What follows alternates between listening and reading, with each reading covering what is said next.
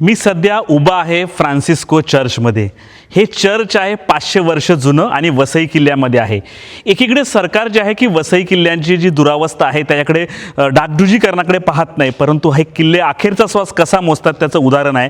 ज्या ठिकाणी मी उभा आहे हे भव्य असा 500 वर्षापूर्वी हे चर्च होतं आणि या चर्चला जर तुम्ही वर पाहिलं का इथे जी देवाची मूर्ती होती ती इथे असायची आणि वर आपण छत पाहिलं, हे छत त्या काळाला एकही सळी नाही किंवा सिमेंट नाही। याची दगडं जी आहेत वरची ही दिवसेंदिवस पडत चाललेली आहे। हे काही साधेसुधे दगड नाही, एका दगडाचं वजन जवळपास 500 किलो आहे। अशाच प्रकारचा हा एक दगड आहे। हा जो वरून पडला आहे म्हणजे हा जो दगड आहे एका माणसाने तुम्ही त्याला हलवू शकत देखील असा 500 किलो वजनाचा दगड आहे आणि हा दगड जर तुम्ही पाहिलं तर अक्षरशः लटकतो आहे। त्यामुळे यंदाच्या पहिल्या पावसामध्ये हा दगड खाली पडेल, परंतु ज्यावेळी हा दगड पडेल तर या ठिकाणी जर खाली कोणी असेल तर त्याची काय अवस्था होईल हा विचार तुम्ही करू शकता।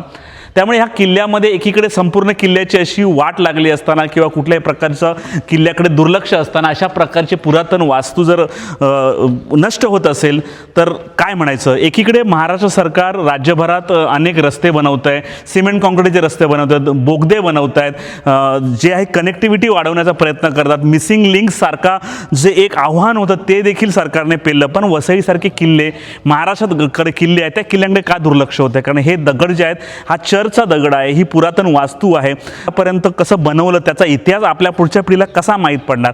हे जर आत्ताच जर याची डागडुजी झाली नाही तर येत्या काळामध्ये हे संपूर्ण नष्ट होईल। त्यामुळे तुम्ही वसई किल्ल्यामध्ये कधी भ्रमंती करायला आला तर ह्या वर थोडंसं पहा, कारण विनाकारण जर एखादा दगड वरून पडला तर तुमच्यासोबत दुर्दैवी घटना होऊ शकते। आता ह्या घटनेचं तारतम्य जे आहेत की पुरातत्व विभागाला नाही, महाराष्ट्र सरकारला नाही, इकडच्या मंत्र्यांना नाही, इकडच्या आमदार खासदारांना देखील नाही। त्यामुळे आता हे पुरातन वास्तूचं जतन नेमकं कसं करायचं हा प्रश्न उपस्थित झालेला आहे। याची जी अवस्था आहे कशी झाली यासाठी बोलण्यासाठी आपल्यासोबत इतिहास तज्ज्ञ डॉक्टर श्रीदत्त राऊत आहेत। आपण त्यांच्याशी बोलूयात, त्यांनी नेमकी काय माहिती दिली। आपण वसई किल्ल्यातल्या फ्रान्सिस्कन चर्चला आहोत आणि अनेक वर्ष साधारणपणे या चर्चला आता 490 वर्ष पूर्ण झालेली आहेत।